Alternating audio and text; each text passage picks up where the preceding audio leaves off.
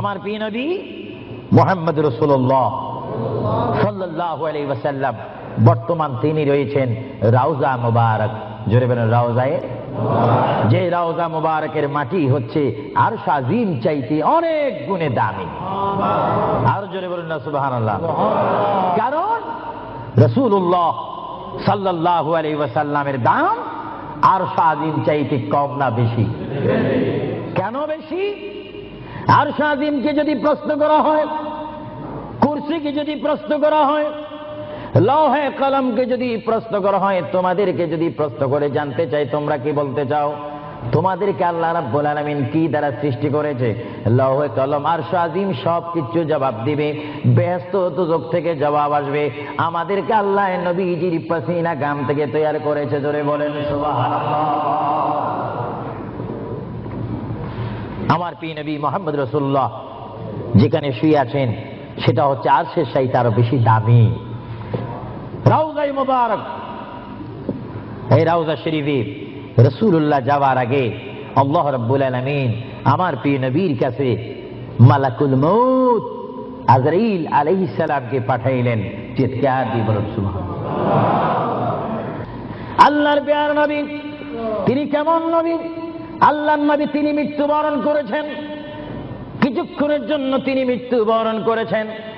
আল্লাহর নবীর ওফাত হয়েছে, তিনি কিছুক্ষণের জন্য আল্লাহর নবীর ওফাত শরীফ হয়েছে। ভাইরা আমার শুনুন, আল্লাহর প্যারা নবীর দরবারে আল্লাহ রাব্বুল আলামিন আজরাইলকে পাঠাইলেন। হে আজরাইল, আমার বন্ধু নবীজির কাছে তুমি চলে যাও।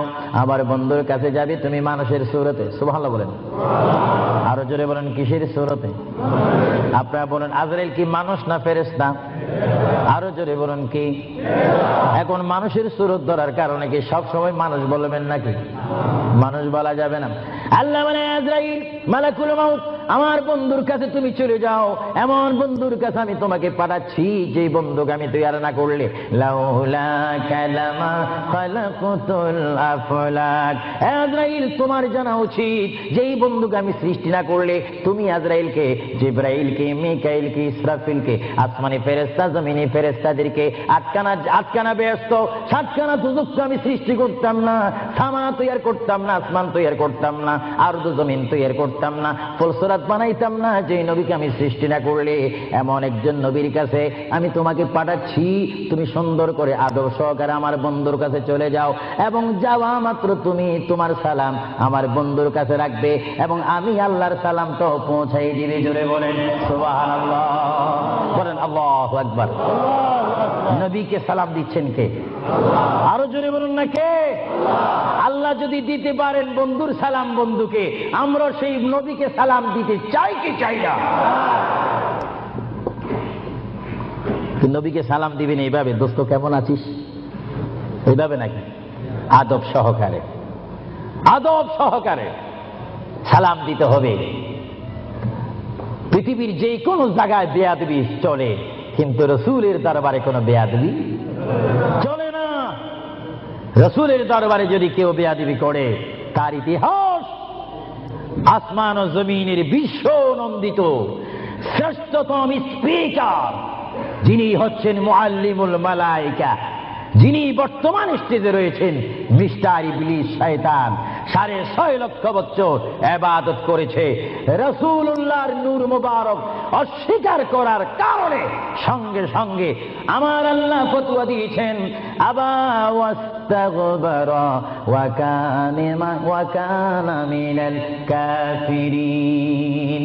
আল্লাহ রাব্বুল আলামিন বলেন, ইবলিস তুমি তো অনেক ইবাদত করেছো, শুধুমাত্র বন্ধুর শানে বেয়াদবি করার কারণে আমি তোমার 6.5 লক্ষ বছরের ইবাদতকে রুইয়ের মতো তুলার মতো জ্বালিয়ে আমি তোমাদেরকে কাফিরুল কুফার বানিয়ে দিলাম।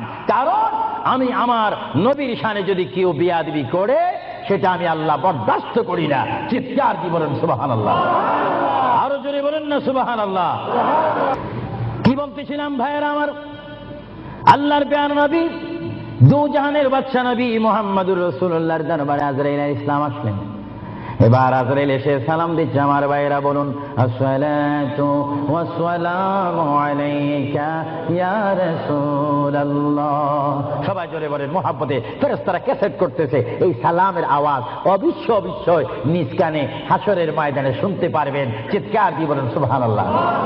আমার বুড়ো বুড়ো বাবারা, আমার যুবক ভাইয়েরা, আমার জ্ঞানী গুণী ভাইয়েরা, শিক্ষিত ভাইয়েরা, মা বোনেরা, সবাই বলুন আসসালাতু ওয়াসসালামু আলাইকা ইয়া রাসূলুল্লাহ, আসসালাতু ওয়াসসালামু আলাইকা ইয়া হাবিবাল্লাহ।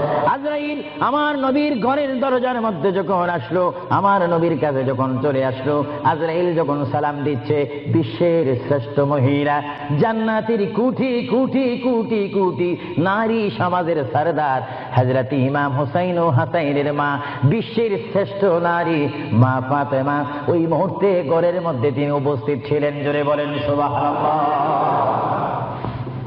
কে দরজার মধ্যে? কে যেন দরজা নাড়ালো, দরজার মধ্যে যেন কে শব্দ করলো। মা ফাতেমা কিছুক্ষণ বলেন, দরজার ভিতর থেকে, ঘর থেকে আল্লাহর নবীর সামনে তিনি বসান। মা ফাতেমা হঠাৎ করে ডাক দিলেন, কে ঘরের দরজার মধ্যে দরজা নাড়াচাড়া করতেছেন? কে আপনি? কে মানান? বাইর থেকে জবাব দিচ্ছি, আনা মালাকুল মউত, আনা আজরাইল। এই কথা বলার পরে মা ফাতেমা চোখের পানি ছেড়ে দিলেন।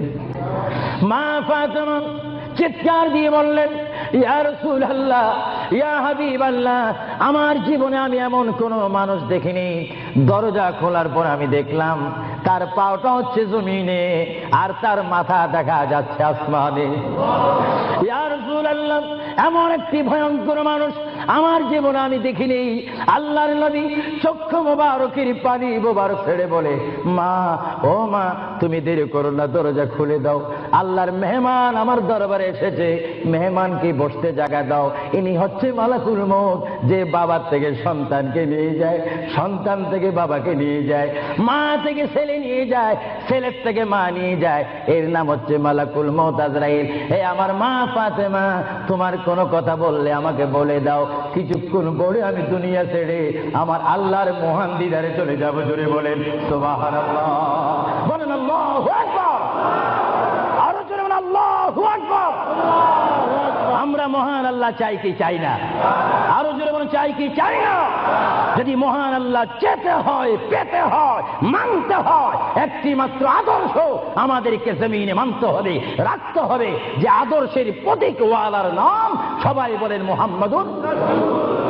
আরো জোরে বলেন না মুহাম্মাদুর। মা ফাতেমা কাঁদতে শুরু করলেন, আমার নবীও কাঁদতে শুরু করলেন। মা ফাতেমা বলে, ইয়া রাসূলুল্লাহ, ইয়া হাবিবাল্লাহ, বুঝিছি মনে হয় আপনি চলে যাবেন, না হয় আমি চলে যাব। আল্লাহর প্যারা নবী কেন্দে কেন্দে বলে, ফাতেমা আমি চলে যাব, আমার নবুয়তের দায়িত্ব, আমার উপরে যা দায়িত্ব ছিল আমি সব দায়িত্ব কমপ্লিট করেছি। হ্যাঁ ফাতেমা, শুধু আমি বিশ্ববাসীর জন্য নবী নয়, বিশ্ববাসীর জন্য আমি শুধু রহমত নয়, কবরের মধ্যে যারা অবস্থান করেছে তাদের জন্য আমি পয়গাম্বার। আমার দায়িত্ব যেমন দুনিয়াওয়ালাদের জন্য রয়েছে, তেমন কবরের মধ্যে যারা গিয়েছে তাদের জন্য রয়েছে। আজকে আমি যদিও দুনিয়া থেকে চলে যাই, কবরের মধ্যে কোটি কোটি উম্মত রয়েছে, তাদের জন্য আজকে আনন্দের দিন। জোরে বলেন সুবহানাল্লাহ। আরো জোরে বলেন সুবহানাল্লাহ। আমার নবী যেমন দুনিয়ার নবী, তিনি তেমন আখিরাতেরও নবী। তিনি যেমন বিশ্ববাসীর জিন্দা যারা রয়েছেন, নারী সমাজ, মহিলা সমাজ, পুরুষ সমাজ, আমাদের জন্য নবী যেমন রহমত, যারা কবরের মধ্যে নারী পুরুষ অবস্থান করেছে তাদের জন্য আমার নবী রহমত। চিৎকার দিয়ে বলেন সুবহানাল্লাহ।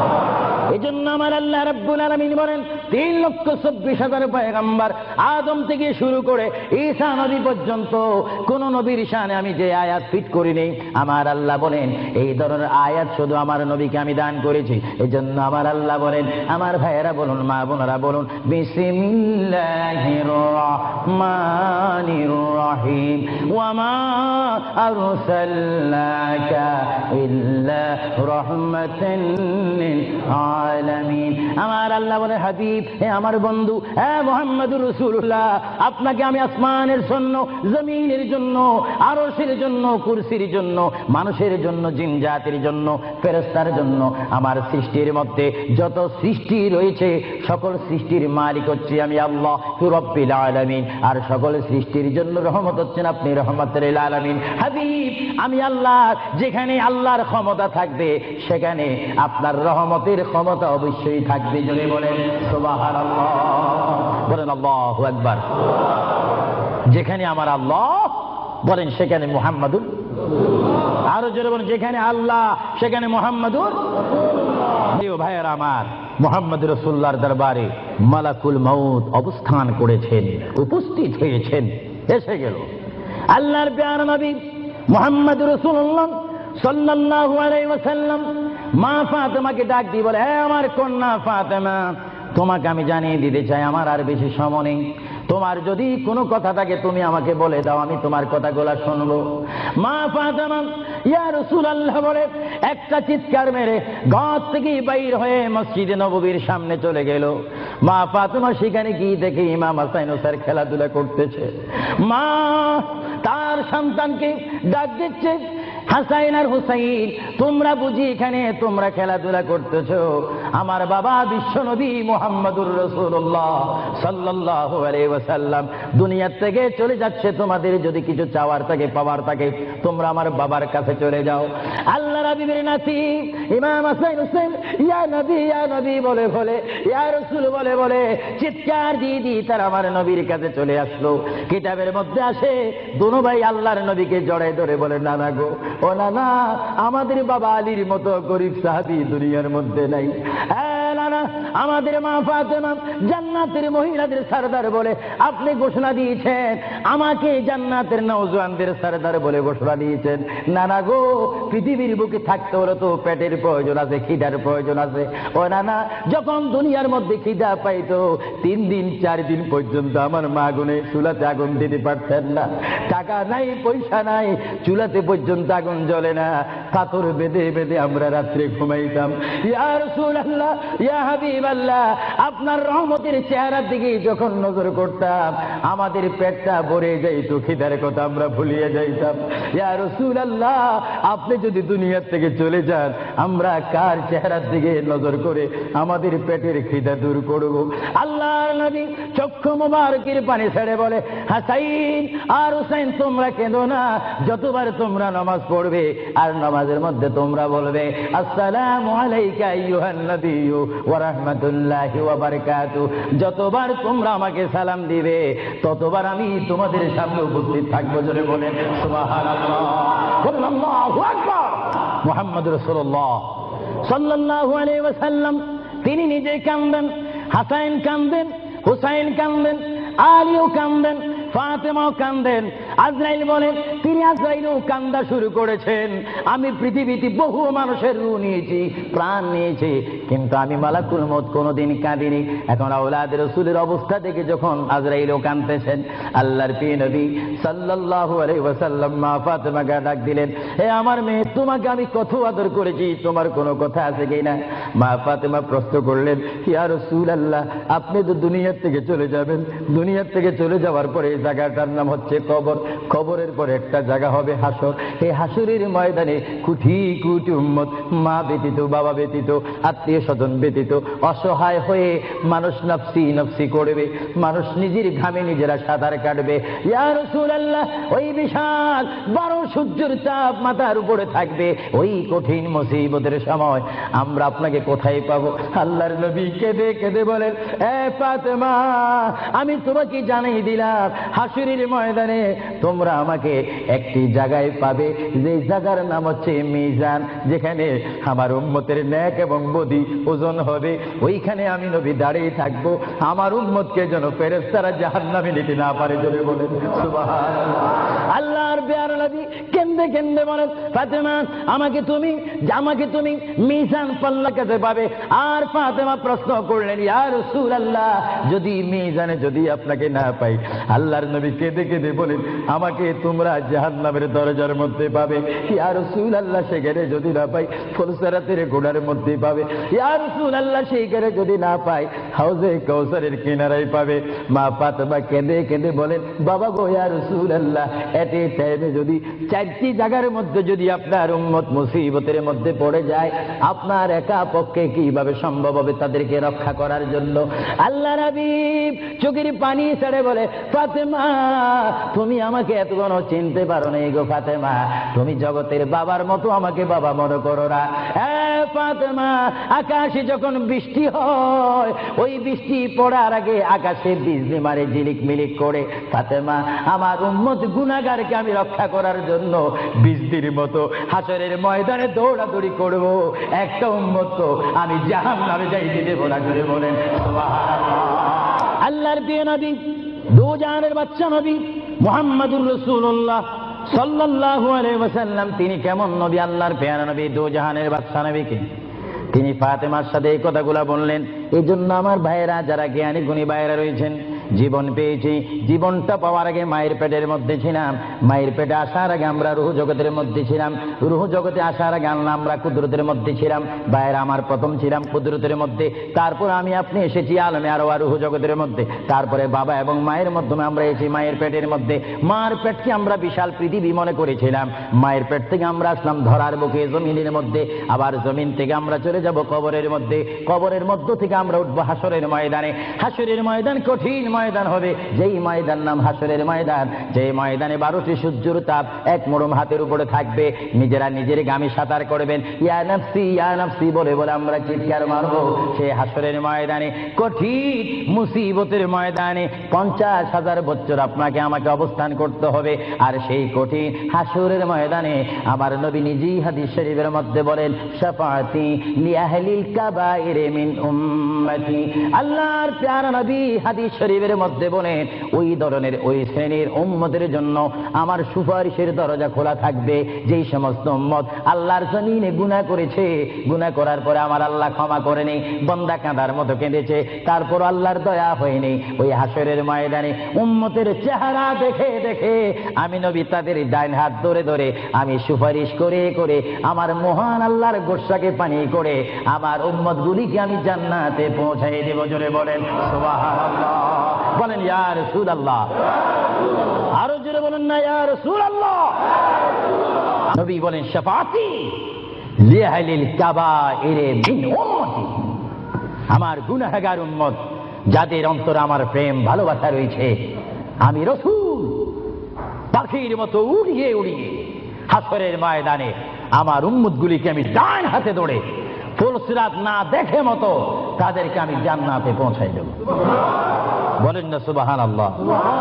এই ক্ষমতা রাসূলুল্লাহকে দিয়েছেন কে? আরো জোরে বলুন কে?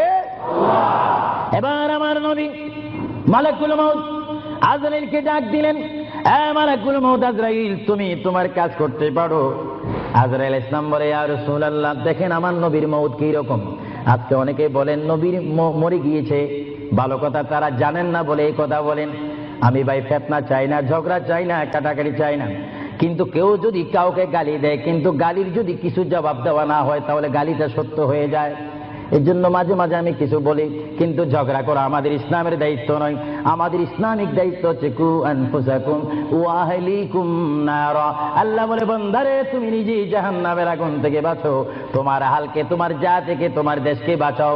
তুমি নিজেই জাহান্নামের আগুন পছন্দ করো না, কেউ যাক সেটাও পছন্দ করো না, নিজেও জাহান্নাম থেকে মুক্তি দিয়ে জান্নাত অবস্থান করো, অপরকেও জান্নাতে যাওয়ার দাওয়াত দিয়ে দাও। জোরে বলেন সুবহানাল্লাহ। হ্যাঁ ভাইরা আমার, আল্লাহ রাব্বুল আলামিনের প্রিয় নবী মুহাম্মদুর রাসূলুল্লাহ সাল্লাল্লাহু আলাইহি ওয়াসাল্লাম আজরাইলকে বললেন, আজরাইল এবার তোমার কাজ তুমি করো। আজরাইল বলে, হুজুর আমি ততক্ষণ পর্যন্ত কাজ করব না যতক্ষণ পর্যন্ত আপনি ইজাজত না দিবেন। সুবহানাল্লাহ। কি চাচ্ছেন? ইজাজত, হুকুম চাচ্ছেন। হুজুর আপনি যদি হুকুম না করেন আপনার প্রাণটি নেওয়ার ক্ষমতা আমার নেই। মহান আল্লাহ রাব্বুল আলামিন আমাকে আপনার দরবারের আদব শিক্ষা দিয়েছে, আপনাকে যদি কবরে যেতে হয় আর সেখান থেকে যদি হাসর উঠতে হয়, অবশ্যই আমি যেন আপনার থেকে হুকুম নিই, এজাজত নিই। যদি হুকুম এজাজত না নিয়ে যদি প্রাণটা নিয়ে যাই তাহলে আমার ক্ষমতা আল্লাহ চিনিয়ে নেবেন। চিৎকার দিয়ে বলেন সুবহানাল্লাহ। আল্লাহর প্যারা নবী চক্ষু মোবারকের পানি মোবারক ছাড়লেন। ভাইয়ের আমার, পৃথিবীর কোন মানুষ ইমান নিয়ে মরে যদি তার মুখে কলমা থাকে, জোরে বলুন কি থাকে? কলমাটা আপনারা সবাই বলুন, লা ইলাহা ইল্লাল্লাহ, জোরে লা ইলাহা ইল্লাল্লাহ, লা ইলাহা ইল্লাল্লাহু মুহাম্মাদুর রাসূলুল্লাহ। ইমানের টাইমে যেমন আল্লাহর নাম আপনার মুখে আসতে হবে, পুরুষ বলেন আর মা বোনেরা বলেন, প্রত্যেকের মুখে যেমন মৃত্যুর টাইমে আল্লাহর নাম আসতে হবে, তেমনি ভাবে সঙ্গে সঙ্গে নবীর নামও আসতে হবে কি হবে না? নবীর নাম বাদ দিয়ে কলমা পড়া হবে না। আল্লাহর প্যারা নবী, দু জাহানের বাচ্চা নবী, তিনি ইন্তেকাল, তার মৃত্যু হবে, তিনি দুনিয়ার থেকে চলে যাচ্ছেন। তিনি কোন কলমা পড়েছেন? আল্লাহর প্যারা নবী দুনিয়ার থেকে চলে যাওয়ার টাইমে তিনি এই কলমা পড়েছেন, এই কথা বলেছেন। আমার ভাইয়েরা বলুন, রাব্বি হাবিলি উম্মতি, রাব্বি হাবিলি উম্মতি। আল্লাহ, আমি এখন পৃথিবীর থেকে চলে যাব, যাওয়ার টাইমও তোমাকে ডাক দিচ্ছি, রব্বি, হে আমার রব, রব্বি, হে আমার আল্লাহ, হাবিলি উম্মতি, তোমার কাছে আর কিছু চাই না, আমার উম্মত গুলাকে মাফ করে আমাকে দিয়ে দাও। জোরে বলেন সুবহানাল্লাহ, বলেন আল্লাহু আকবার। কিন্তু মানুষ যখন কবরে যায় কলমা পড়তে হয় কি হয় না? ঈমান। কিন্তু আমার নবী যদি আমাদের মতো মানুষ হয়ে থাকেন, তিনি কাল কলমা পড়ে কবরে গিয়েছেন। প্রশ্ন বুঝতে কোনো কষ্ট হয়? আমরা তো কলমা পড়ি কোথায় যেতে চাই? কবর। জোরে বলুন, আমরা কি পড়তে হবে? কলমা শরীফ পড়ে অবশ্যই আমাদেরকে যেতে হবে কোথায়? কবরে। কিন্তু আমার নবী যদি আমাদের মতো মানুষ হয়ে থাকেন, তাহলে মুহাম্মদুর রাসূলুল্লাহ কি তার কলমা পড়ে তিনি কবরে গিয়েছেন? আল্লাহর নবীর কলমা ছিল লা ইলাহা ইল্লাল্লাহু ইন্নী রাসূলুল্লাহ। চিৎকার দিয়ে বলেন সুবহানাল্লাহ। আল্লাহর নবী বলেছেন লা ইলাহা ইল্লাল্লাহ, আল্লাহ ছাড়া কোনো মাবুদ নাই, ইন্নী রাসূলুল্লাহ, নিশ্চয় নিশ্চয় আমি আল্লাহর রাসূল। জোরে বলেন সুবহানাল্লাহ। এই জন্য সমাজে রয়েছে, নিজে যাকে বড় বলে বড় সেই নয়, বলেন নিজে যাকে বড় বলে বড় সেই নয়, দশে যাকে বড় বলে বড় সেই হয়। আল্লাহর নবী বলে, তোমরা যদি নিজকে নিজে বড় বলো তোমরা বড় হবে না, কিন্তু আমার বেলায় এটা ব্যতিক্রম। আমি নিজকে নিজে বলতেছি ইন্নী রাসূলুল্লাহ, আমি আল্লাহ রসুল। আমাকে যারা মানবে তারা সাহাবী জান্নাতি, আমাকে যারা মানবে না তারা বেদিন, তারা জাহান্নামী। জোরে বলেন সুবহানাল্লাহ। আল্লাহর প্রিয় নবী উম্মতি উম্মতি বলে কাঁদতেছেন। কেঁদে কেঁদে তিনি আজরাইলকে হুকুম দিলেন, আপনার কাজ আপনি করতে পারেন। আজরাইল ইসলাম আল্লাহর প্রিয় নবীর সিনা মুবারকের উপর হাত রাখলেন। হাত মুবারক রাখার পরে এই মুহূর্তের মধ্যে আল্লাহর নবী, দু জাহানের বাদশা নবী, তিনি একটা চিৎকার মারলেন, ও ভাই আজরাইল তুমি কি করতেছো? ইয়া রাসূলুল্লাহ, আপনার রূহ মুবারক আমি বাহির করতেছি। আজরাইল তুমি কি করতেছো? ইয়া রাসূলুল্লাহ, আপনার রূহ মুবারক আমি নিয়ে যাচ্ছি। আমার নবী চিৎকার দিয়ে বলে, ভাই আজরাইল, তোমাকে একটু আমি অনুরোধ করে তুমি একটু দেরি করো, তুমি আমার বুকের উপরে কি রেখেছো? ইয়া রাসূলুল্লাহ, আপনার বুক মুবারকের উপর আমি শুধু হাতটা রাখলাম। আজরাইল তুমি বুঝি হাত রেখেছো? আমার অনুভব হয় যেন 7টা আসমান আর 7টা জমিন আমার বুকের মধ্যে দিয়েছো। আজরাইল, 7টা আসমান আর 7টা জমিন যেন তুমি আমার বুকের উপরে দিয়েছো। এই মৃত্যুর যন্ত্রণা আমি সহ্য করতে পারি না। তবে তোমাকে আমি অনুরোধ করি, আমার উম্মত গুনাহগার হবে, আমার উম্মত বদকার হবে, আমার উম্মত আমাকে না দেখে দেখে ইয়া নবী ইয়া রাসূল বলবে, আমার উম্মতরা তোমার এই কষ্ট সহ্য করতে পারবে না। আজরাইল, তোমাকে আমি অনুরোধ করে গেলাম, কিয়ামত পর্যন্ত যত কোটি কোটি উম্মত পৃথিবীর বুকে মৃত্যুবরণ করবে, সকলের কষ্টটুকু তুমি আমাকে দিয়ে দাও। আমি নবী সহ্য করব, তবু আমার উম্মত সহ্য করতে পারবে না। জোরে বলেন সুবহানাল্লাহ। আল্লাহ নবী কেঁদে কেঁদে যখন বলেন, এই মুহূর্তে আজরাইল বলে, ইয়া রাসূলুল্লাহ, ইয়া হাবিবাল্লাহ, আপনাকে আমি একটা কথা জানাই দিতে চাই, যারা আপনার আশিক, যারা আপনার গোলাম, যারা আপনার প্রেমিক, যারা কোরআন শরীফ পড়ে, যারা দুরূদ শরীফ পড়ে, যারা নামাজ পড়ে, আল্লাহর সাথে কাউকে শরীক করে না, নবীর সাথে বেয়াদবি করবে না, আউলিয়া কেরামের সাথে বেয়াদবি করবে না, ইয়া রাসূলুল্লাহ, তাদের মধ্যে আল্লাহ এমন একটা ঈমানের স্পিরিট দিবে, তাদের সামনে যখন আমি চলে যাব, চুম্বক চুম্বককে দেখলে যেমনি ভাবে একে অপরকে আকর্ষণ করে, ইয়া রাসূলুল্লাহ এমনি ভাবে আপনারা আশিকদের রূহ আমি নেব, তারা নিজেও বলতে পারবে না। ময়দার বিদ্যুৎ থেকে একটা চুল বাহির করতে যেমনি ভাবে ময়দা ডিস্টার্ব হয় না, ইয়া রাসূলুল্লাহ আপনার চেহারা মোবারক তাদের সামনে আমি তুলে ধরবো। আপনার চেহারা দেখে দেখে আপনার উম্মতরা কলমা পড়তে পড়তে কবরের মধ্যে চলে আসবে। জোরে বলেন সুবহানাল্লাহ, বলেন আল্লাহু আকবার। আল্লাহর প্যারা নবী মুহাম্মদ রাসূলুল্লাহ রূহ মুবারক নেওয়া হলো। বুঝেন, যদি নবীও চলে যেতে হয় সেখানে তো আপনার থাকার কোনো ব্যবস্থা নেই। চিন্তা করেন আপনার ঘরটা কত লক্ষ টাকার, আপনার অবস্থান কত কোটিপতি শিল্পপতি, সব মিথ্যা, সব বানোয়াট আমার আপনার পর হবে, কিচ্ছু সঙ্গে যাবে না। একমাত্র রাসূলুল্লাহর সুন্নাত, আল্লাহর হুকুম, রাসূলুল্লাহর আদর্শ আমার আপনার কবর ও হাসরের নাজাতের ফয়সালা হবে। চিৎকার দিয়ে বলেন সুবহানাল্লাহ। মুহাম্মদ রাসূলুল্লাহর রূহ মুবারক নেওয়া হলো, নিয়ে গেলেন। সাহাবায়ে কেরামের মধ্যে চিৎকার শুরু হলো, প্রিয় নবী চলে গেলেন। আল্লামা শেখ আব্দুল হক মুহাদ্দিস দেনবী মাদারিসুন নবুয়তের মধ্যে তিনি বলেন বিশ্বের শ্রেষ্ঠতম ক্লাস নম্বর 1 মুহাদ্দিস, যার সিনার মধ্যে লক্ষ লক্ষ হাদিস মুখস্থ ছিল। তিনি মাদারিসুন নবুয়ত ফারসি কিতাবের মধ্যে তিনি লেখেন, মুহাম্মদ রাসূলুল্লাহর রূহ মুবারক যখন নেওয়া হলো, আল্লাহর পেয়ারা হাবিবের রূহ মুবারক নিয়ে আজরাইল প্রথম আসমানে চলে গেলেন। জোরে বলেন কোথায়? প্রথম আসমানে গেল, দ্বিতীয়, তৃতীয়, চতুর্থ, পঞ্চম, ষষ্ঠ, সপ্তম আসমানে যখন চলে গেল, ওই সপ্তম আসমানে যাওয়ার পরে আল্লাহ রাব্বুল আলামিন হাকামুল হাকিমিনের ওই পাঠানো আজরাইল তিনি চিৎকার দিলেন ফেরেশতাদের মহলের মধ্যে গিয়ে, ফেরেশতাদের কাছে গিয়ে তিনি একটা চিৎকার দিলেন, এই ফেরেশতারা তোমরা একটু আমাকে বিপদ থেকে রক্ষা করো। আমি জীবনে অনেক রূহ নিয়েছি কিন্তু এমন একটা চিন্তা অনুভব করিনি, মুহাম্মদ রাসূলুল্লাহর রূহ মুবারক আমার হাতের মধ্যে, এই রূহুর নূরের তাজাল্লি আমি সহ্য করতে পারছি না, তোমরা এই নূরটা একটু গ্রহণ করো। ফেরেশতারা জবাব দিচ্ছে, এ আজরাইল মুহাম্মদ রাসূলুল্লাহর রূহ মুবারক জায়গার মধ্যে এখানে কোনো জায়গা নাই। এইভাবে আজরাইল আরশ, কুরসি, লৌহ কলম সব জায়গার মধ্যে গেলেন, লাহুতে গেলেন, মালাকুতে গেলেন, রূহ মুবারক কোথাও রাখার জায়গা নাই। কিছুক্ষণ পরে আমার আল্লাহ ডাক দিয়ে বলে, আজরাইল আমার বন্ধুর রূহ মুবারক তোমাকে আনার জন্য বললাম, শুধু একটু পরীক্ষা করলাম, বিশ্ববাসীকে শিক্ষা দিয়ে দিলাম। হে আজরাইল আমার বন্ধুর রূহ মুবারক, বন্ধুর বড়ি ছাড়া দ্বিতীয় কোনো জায়গা রাখিনি এই বন্ধুর রূহ মুবারক রাখার জন্য।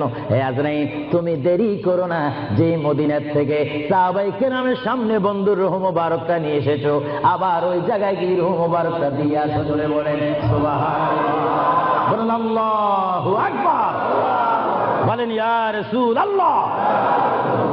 এটা হুকুম কার? রূহ মুবারকটা আবার নিয়ে আসলো। রূহ মুবারক নিয়ে আসার পরে হযরত আব্বাস বলেন, হযরত আলী বলেন, হযরত ওমর বলেন, সাইয়্যিদনা আবু বকর সিদ্দিক বলেন, বিশেষ করে হযরত আব্বাস রাদিয়াল্লাহু তাআলা আনহু বলেন, আমি দেখতে পেলাম আল্লাহর নবী চেহারা মোবারক উপর কাপড় ছিল। কাপড়টা যখন ছিল, হঠাৎ করে আমি দেখি আল্লাহর নবীর জবান মোবারক যেন নড়াচড়া করতেছে। সুবহানাল্লাহ। হযরতে আব্বাস বলেন, আমি ওমরকে ডাক দিলাম, সাইয়্যিদনা আবু বকরকে ডাক দিলাম, হে সাহাবীরা তোমরা কেঁদো না, আল্লাহর নবী মরে নেই, আল্লাহর নবী মৃত্যুবরণ করতে পারে না, আল্লাহর নবী যদি মরে যায় আল্লাহর রহমত শেষ হয়ে যাবে। তোমরা দেখো রে আল্লাহর নবী যেন জবান মোবারকে কি জানি বলতেছে। হযরতে সাইয়্যিদনা আবু বকর বলেন, আমার কানটি, আমার ডান কান আল্লাহর নবীর জবান মোবারক উপরে যখন দিলাম, আমি দেখতেছি আল্লাহর হাবিব জবান মোবারক দিয়ে বলতেছে, রব্বি হাবিলি উম্মতি, রব্বি হাবিলি উম্মতি। আল্লাহর হাবিবের সাহাবায়ে কেরাম চিৎকার মারি বলে, আল্লাহর নবী মরতে পারে না। আল্লাহর নবীর কাফন মোবারকের কাপড় যখন একটু সরানো হলো, আমার নবী একটু মুস্কি হাসি দিলেন। সাইয়্যিদনা আবু বকর বলেন, আমি রাসূলের মুস্কি হাসি দেখে একটা ইঙ্গিত পেলাম, আমাকে এই অবস্থাও তোমরা কবর দিতে হবে। জোরে বলেন সুবহানাল্লাহ, আরো জোরে বলেন। সাইয়্যিদনা আবু বকর সিদ্দিক বুঝে গেলেন আল্লাহর নবীকে গোসল দেওয়া হলো, সব কিছু দেওয়া হলো, জানাজা পড়াই ইমাম বিহীন আমাদের জানাজা পড়তে হয় ইমামের নেতৃত্বে। 4 তাকবীর শহীদ কি পড়ে? জানাজা। আরো জোরে বলেন কি পড়ে? ইমাম কি পিছে থাকে না সামনে থাকে? কিন্তু আমার নবীর জানাজা এইভাবে হয়নি। আমার নবীর জানাজা কিভাবে হয়েছে জানেন? কুররাতুল ওয়াইজিন দুররাতুন নাসিহিন কিতাবের নাম। কিতাবের নাম বলে দিচ্ছি মাআরিজুন নবুওয়াত, কিতাবের নাম বলে দিচ্ছি মাকামে নবুওয়াত, শাওয়াহিদুন নবুওয়াত। এই কিতাবখানা লেখা হয়েছে আজ থেকে প্রায় 850 বছর পূর্বে। আল্লামা আব্দুর রহমান নুরউদ্দিন জামি রহমাতুল্লাহ আলাইহি কিতাবের মধ্যে উল্লেখ করেন মুহাম্মদুর রাসূলুল্লাহ সাল্লাল্লাহু আলাইহি ওয়াসাল্লাম এমন একজন পয়গম্বর যার মৃত্যু এমন একটা মৃত্যু হয়েছে যিনি কবর শরীফে যাওয়ার আগে তার নামাজে জানাজা পড়েছেন। সমস্ত ফেরেশতারা এসে তাওয়াফ করে করে, সমস্ত সাহাবীরা চতুর্দিকে তাওয়াফ করে করে, দুরূদ শরীফ পড়ে পড়ে নবীকে কবরের মধ্যে নিয়েছেন। জোরে বলেন সুবহানাল্লাহ। তোর নবীর জানাজা, আমাদের জানাজা যেমনি ভাবে পড়া হয়, নবীর জানাজাও তেমনি ভাবে পড়া হয়নি। কারণ আমাদের জন্য, মৃত্যু ব্যক্তির জন্য জানাজা কি ফরজে কিফায়া, আর আমার নবী কি মরা না জিন্দা? আওয়াজ বোঝা যায় নবী মরে গেছে। আরো জোরে বলেন, নবী মরা না জিন্দা? আপনার মদিনা শরীফ যান, মরা নবীর কাছে না জিন্দা নবীর কাছে? নামাজে দিয়ে নবীকে সালাম দিচ্ছেন, মরা নবী না জিন্দা নবী? এই জন্য আমার মা বোনকে আমি বলবো, আমার বাবাদেরকে বলবো, আমার নওজোয়ান ইসলামিক সেই সৈনিকদেরকে বলবো, আহলে সুন্নাত ওয়াল জামাতের কর্মী বাহিনীকে বলবো, আপনারা যখন নামাজ পড়বেন, নামাজের মধ্যে যখন সালাম দিবেন, আত্তাহিয়াতু পড়তে গিয়ে আসসালামু আলাইকা আইয়ুহান নবিয়্যু যখন বলবেন, নিয়ত রাখবেন, খেয়াল রাখবেন, ধারণা করবেন নবী আপনার সামনে, নবী আপনাকে দেখতেছে। যদিও আপনি না দেখেন, এই চিন্তা অনুভব করে যদি আপনি নামাজ পড়েন, এই নামাজটা আপনার জন্য হয়ে যাবে মেরাজ এবং বেহেশতের তালা খোলার চাবি। চিৎকার দিয়ে বলেন সুবহানাল্লাহ। এই জন্য রাসূলুল্লাহ বলেন আসসালাতু মিফতাহুল জান্নাহ, এবং অন্য হাদিসে বলা হচ্ছে আসসালাতু মিরাজুল মুমিনিন। নামাজ হচ্ছে ইমানদারের জন্য মেরাজ। কাদের জন্য মেরাজ? যারা নবী ওয়ালা হয়ে, নবীকে মহব্বত করে, আল্লাহর ভয়ে নামাজ পড়বে, সে নারী হোক আর পুরুষ হোক, তার জন্য ওই নামাজটা জান্নাতের দরজা খোলার চাবি হয়ে গেল। চিৎকার দিয়ে বলেন সুবহানাল্লাহ।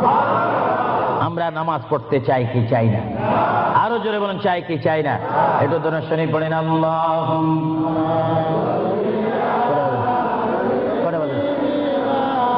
মাওলানা মুহাম্মদ ওয়া আলা আলি সাইয়্যিদিনা।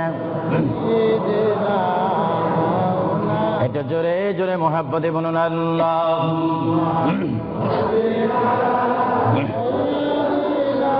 এখন কটা বাজে?